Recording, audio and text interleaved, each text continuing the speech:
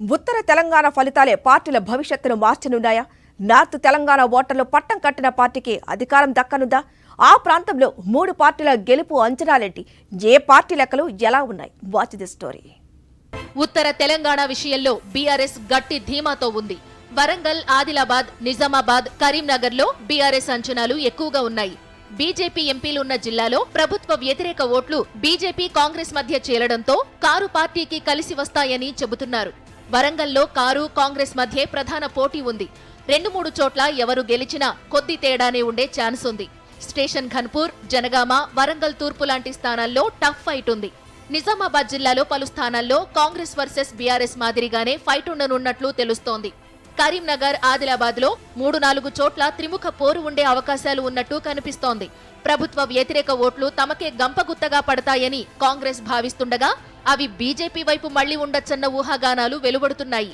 ముఖ్యంగా ఆదిలాబాద్, కరీంనగర్ లో గోదావరి నది పరివాహక ప్రాంతం అంతా ముందు నుంచి బీఆర్ఎస్ కు వ్యతిరేకంగానే ఉంది.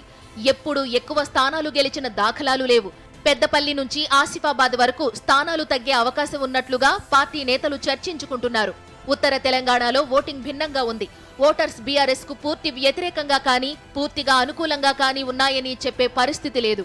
ఉమ్మడి వరంగల్లో సుమారు 7-8 స్థానాలు, నిజామాబాద్ లో 6-7 స్థానాలు, కరీంనగర్ 3-4, ఆదిలాబాద్ లో ఇదే ఫలితాలు వచ్చేలా ఉన్నాయని విశ్లేషకులు అంచనా వేస్తున్నారు.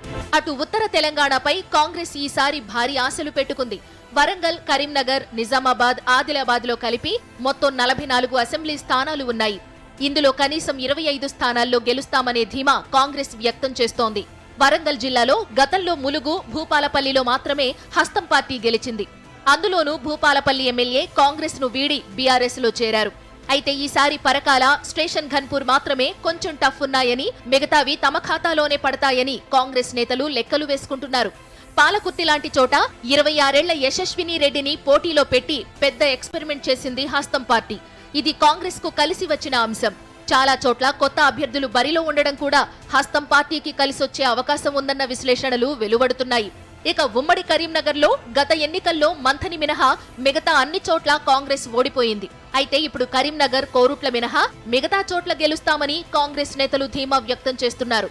గతంలో 1-2 సార్లు ఓడిన నేతలే మళ్లీ బరిలో దిగడం, బీఆర్ఎస్ పై ప్రజల్లో కొంత వ్యతిరేకత ఉండడంతో ఎలాంటి పరిణామాలు చోటు చేసుకుంటాయో చూడాల్సి ఉంది.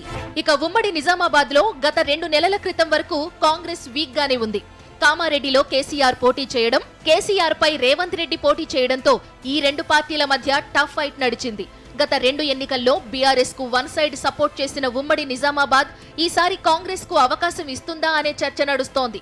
ఆర్మూర్, బాల్కొండ, కామారెడ్డి, నిజామాబాద్ అర్బన్, జుక్కల్ ఇలా పలు చోట్ల కొత్త ముఖాలతో ఎన్నికల బరిలోకి దిగింది కాంగ్రెస్ పార్టీ.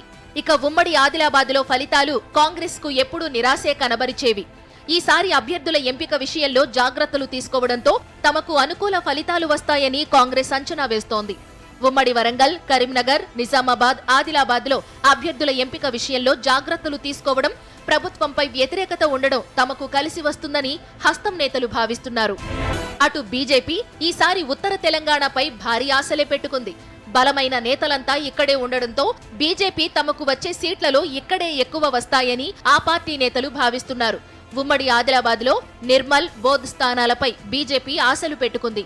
కరీంనగర్ నుంచి బండి సంజయ్, కోరుట్లలో అరవింద్ పోటీ చేయడంతో ఇక్కడ బీజేపీ బలం పెరిగిందనే చెప్పాలి. మరోవైపు ఉమ్మడి నిజామాబాద్ లో కామారెడ్డి నుంచి వెంకటరమణారెడ్డిని బరిలో దింపడం బీజేపీ గ్రాఫ్ అమాంతం పెంచింది. ఇక్కడ కేసీఆర్, రేవంత్ రెడ్డికి గట్టి పోటీ ఇచ్చింది బీజేపీ. ఆర్మూర్, నిజామాబాద్ అర్బన్ స్థానాల్లో బీజేపీ గెలిచే అవకాశం ఉందని పార్టీ నేతలు లెక్కలు వేసుకుంటున్నారు. వరంగల్ జిల్లాలో వరంగల్ ఈస్ట్, వెస్ట్, పరకాల స్థానాల్లో బీజేపీ గట్టి పోటీ ఇచ్చిందంటున్నారు. మిగతా నియోజకవర్గాల్లో కూడా ఆశించిన ఓటు బ్యాంకు వస్తుందని బీజేపీ నేతలు చెబుతున్నారు. ఇక ఉమ్మడి కరీంనగర్ జిల్లాలోని హుజూరాబాద్ లో ఈటల రాజేందర్ పోటీ చేయడంతో అక్కడ బీజేపీ గెలుపు లాంఛనప్రాయమే అంటున్నాయి ఆ పార్టీ వర్గాలు. నిర్మల్లో బీజేపీ అభ్యర్థి మహేశ్వర్ రెడ్డి, ముథోల్ నుంచి ఆనందరావు పటేల్, బోధులో సోయం బాపురావు గెలుపు పెద్ద కష్టం కాకపోవచ్చని మాట్లాడుకుంటున్నారు. బీజేపీ 15 స్థానాల్లో గెలిస్తే కింగ్ మేకర్ అవుతుందని బీజేపీ జాతీయ నేతలు ప్రచారం చేశారు. ఈ కారణంగా మెజారిటీ స్థానాలు ఉత్తర తెలంగాణ జిల్లాల నుంచి వస్తాయని కాషాయ నేతలు అంచనా వేస్తున్నారు. మొత్తంగా 3 పార్టీల భవిష్యత్తు ఉత్తర తెలంగాణపైనే ఆధారపడి ఉంది. ఎవరి భవిష్యత్తు ఏంటో తెలియాలంటే 3వ తేదీ వరకు ఆగాల్సిందే.